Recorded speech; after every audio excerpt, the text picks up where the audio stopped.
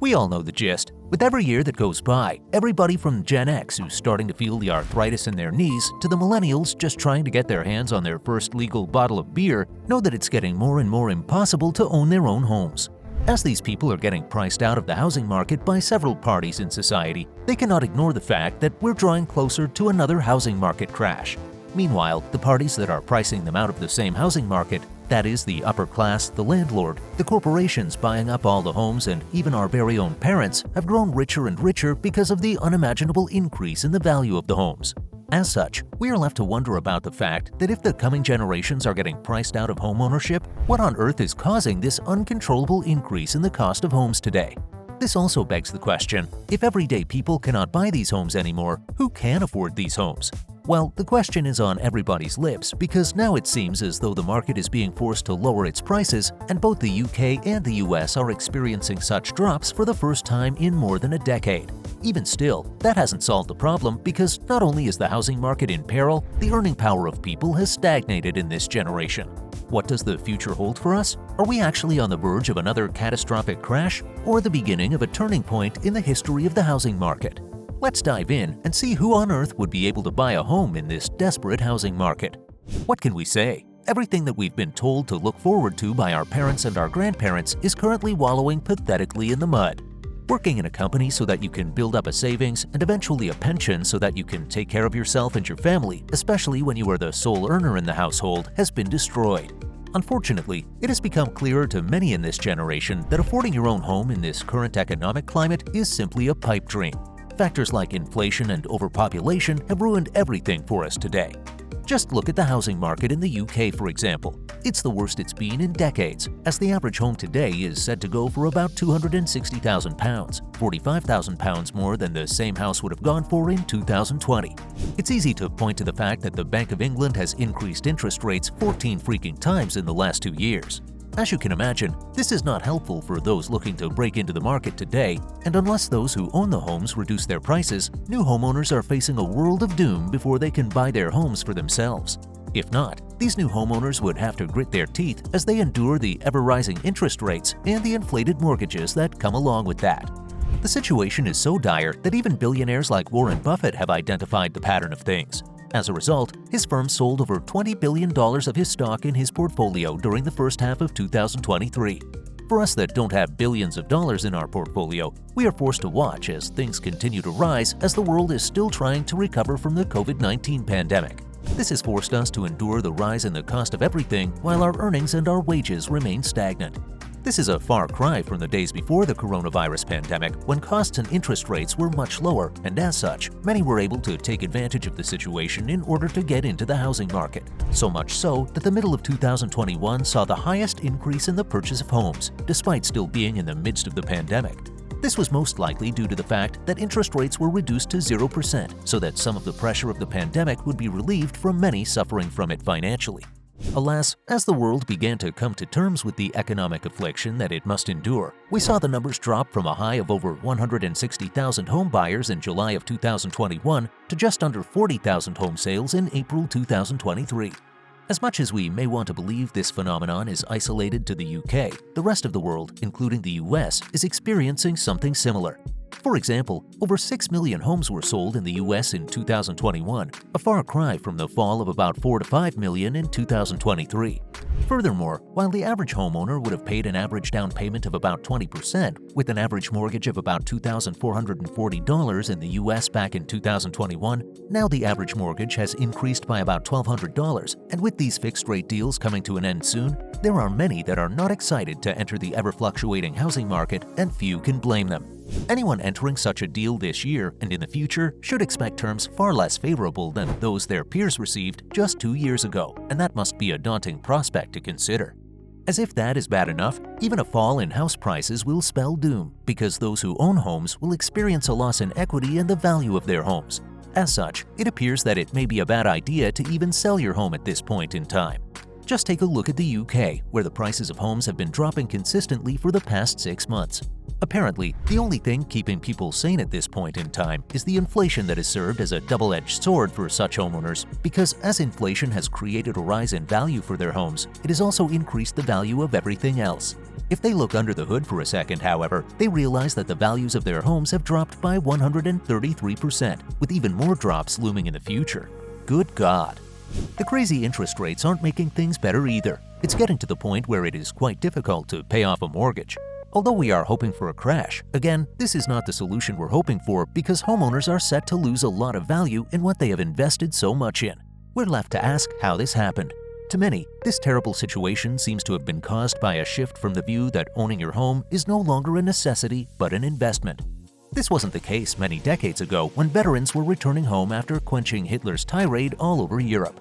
Back then, the boomers enjoyed a housing market that was supported by initiatives like the GI Bill in the US.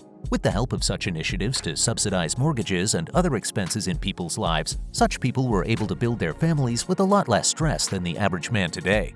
The cost of these homes were then kept at a now apparent all-time low because there seemed to be many homes to pick from. Apparently, between 1946 and 1951, more than 1.2 million new homes were built in the UK. This kept the supply of homes high and their mortgages low. Perhaps more importantly, these homes were not seen as an avenue of continued growth.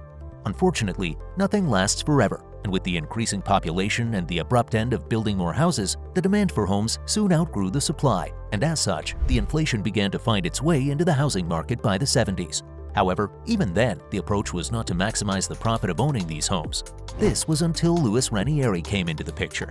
Born in Brooklyn in 1947, he rose from his humble beginnings in the banking world as a mailroom staff for a firm called Solomon Brothers for over a decade because of his ability to see profits where others couldn't.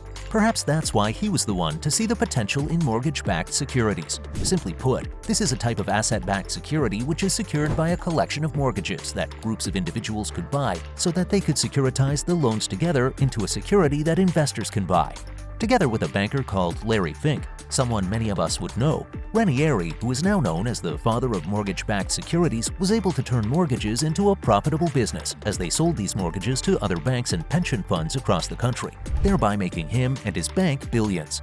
Alas, while he was able to enrich himself and his people, he would never have known that this move would lead to the dire housing circumstances that we are experiencing today.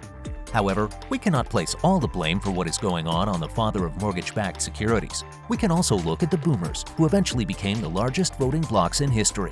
Rather than making sure they created a housing market that their descendants would enjoy just like they did, human greed became the order of the day so much that they started lobbying for laws that kept the prices of homes high. Soon, supportive initiatives like the GI Bill faded to obscurity, and before long, it was increasingly difficult for the coming generations to enjoy what their predecessors did.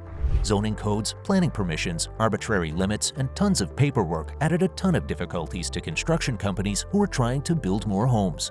As such, today, those with homes are sitting on their golden goose as it continues to add value, thereby making them wealthier and better off than their children and their children's children.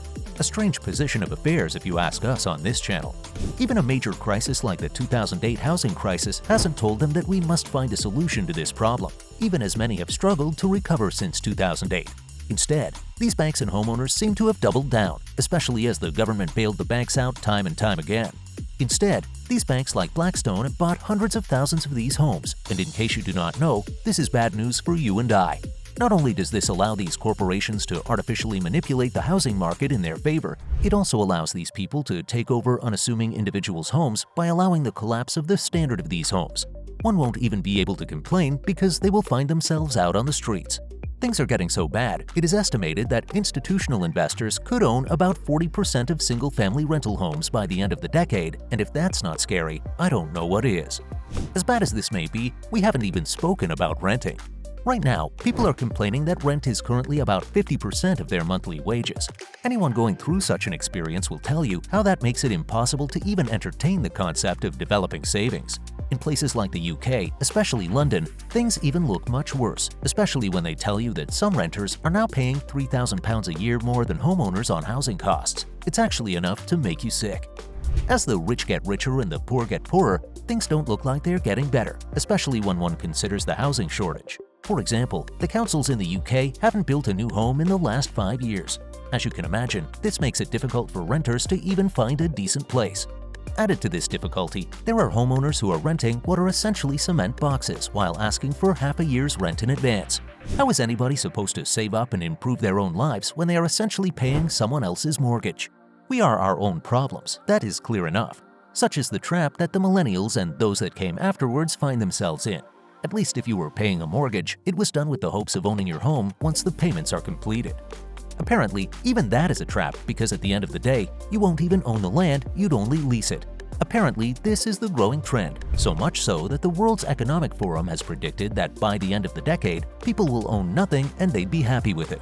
Imagine a world like that. Actually, that isn't impossible to imagine because it's already happening today. You don't need to own a car when there's Uber or Lyft to take you around. Sure, it would cost more in the long run than owning a car, but who cares? You don't even need to buy anything with money, just put it on your credit card. So why can't such a principle apply to a home? And as you can imagine, people are forced to grin and bear it. However, if you sit down and actually think about it, what choice do we have? The system has steadily been designed in favor of the corporations instead of everyday people.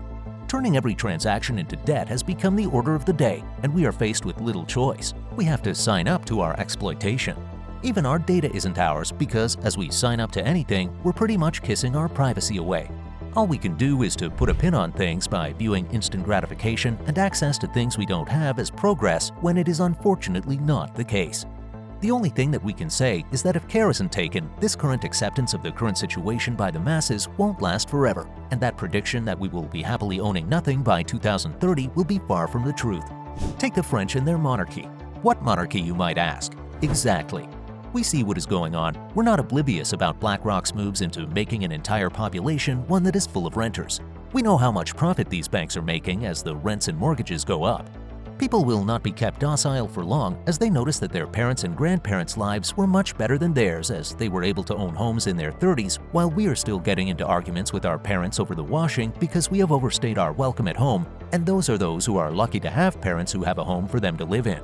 Something must be done because if care is not taken, this increasingly disenfranchised population will either give up as they wallow in a world of disillusionment, or these corporations may be forced to learn that the people will always be more powerful than any corporation. It may be best not to stir up a sleeping giant. With that, this video has come to an end. Want to hear about the economy in Asia? Why don't you watch our video on China's crumbling economy? Want to focus somewhere else? Why don't you watch this video on the world's most dangerous economy, Somalia? And don't forget to like and subscribe. Feel free to click on the notification bell so that you can be alerted once one of our videos is released. Until next time, goodbye.